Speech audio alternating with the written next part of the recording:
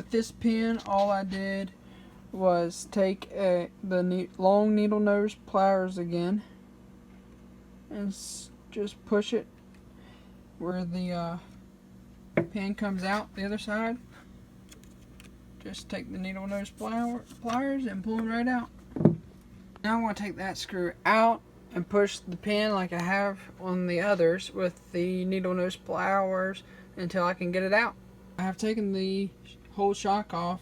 Now I'm going to unscrew the top here and remove the plastic cap that's in there and dump the old oil, shock oil, into this cup here.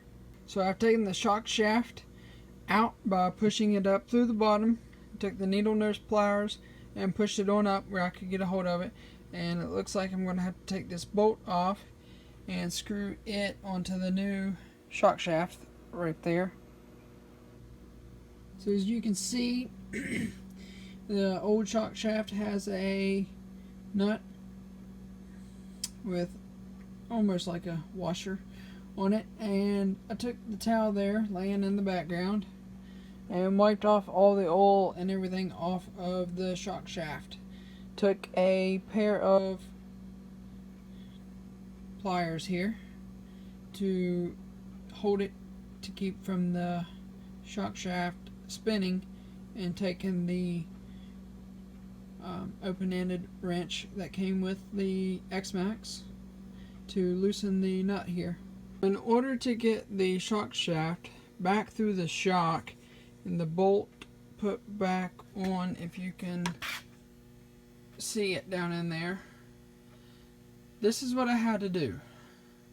Had to take the shock shaft that I put on right here back off, had to push extremely hard down on the spring to get the shock shaft to come up through there. Then once I did that, I took the needle nose pliers and put the washer like on it closed. Then I let the needle nose pliers spread out a little bit, that way it would hold the washer on there. I stuck the needle nose pliers down into the shock and it went all the way down on there. Then I did the same thing for the nut. Well, once I got that down in there, I was like, how am I supposed to tighten that up? Well, a 932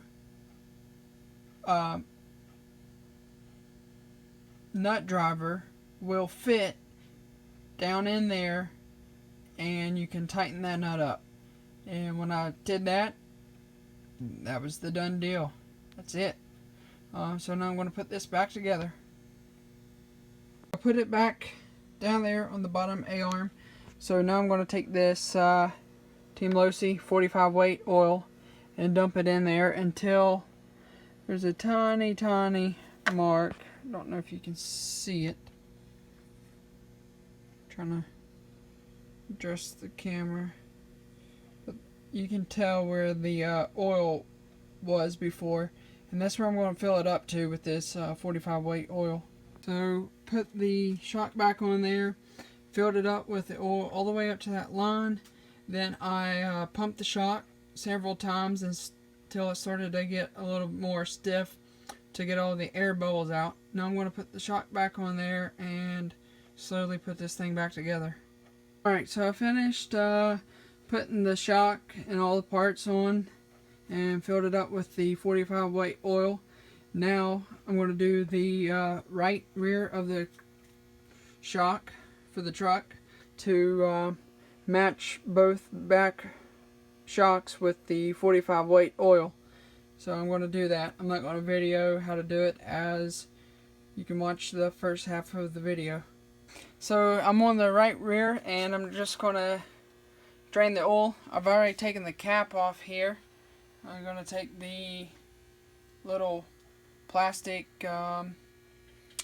gasket off, and I'm going to drain the oil.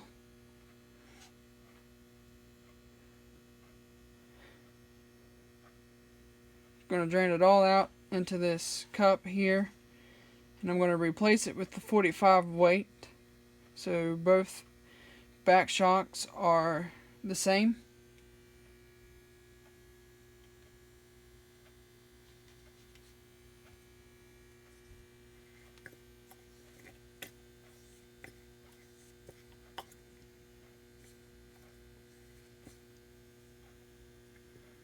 Looks like all the oil is now out. Yep, all the oil is out now. So I'm going to fill it up to that marker with the 45 weight.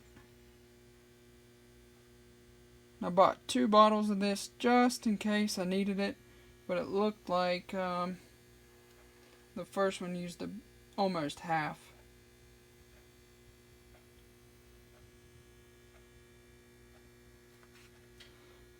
As you can tell, that there's not very much left for doing 2 shocks.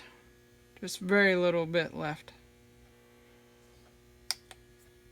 And you can see it's full. And it's up to the marker. This seal back down on there. We'll screw this back on.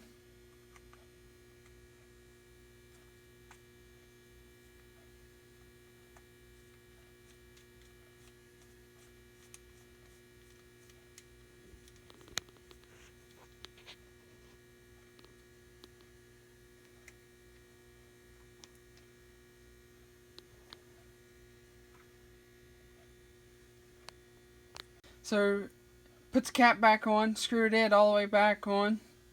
Make sure it was tight. Can't screw it on anymore. So now I'm just going to squeeze them together here to get all the air bubbles out to make sure the shock oil gets all inside of there. And it's starting to get tougher. And here in a second, I'm going to go ahead and put it back on there. I'm going to start with the bottom here. Line it up. Just make this easier, I'm going to raise the bottom half up. And that'll slide right on there. Try to hold that up while I'll stick the pin through the hole.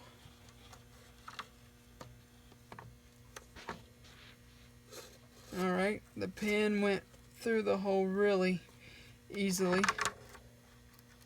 And now we're going to do the same for the top. Line it up here, and you can tell there's 2 grooves on each side where those fit right in. Once that's in there, we're going to put the pin back through. Line that right back up, put the pin through to keep the shock in place. Now I'm going to put the screws on and I'll be finished. I'm going to start with the bottom here, put the screw back in.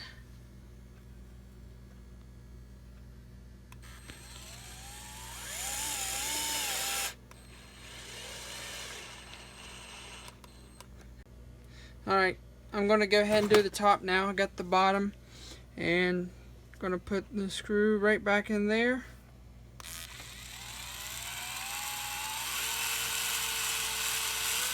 Just going to go until it's nice and snug and stop so I don't strip it. And that's it. We're finished. Hey guys, thanks for watching. Always remember to comment, like, and subscribe. Thanks.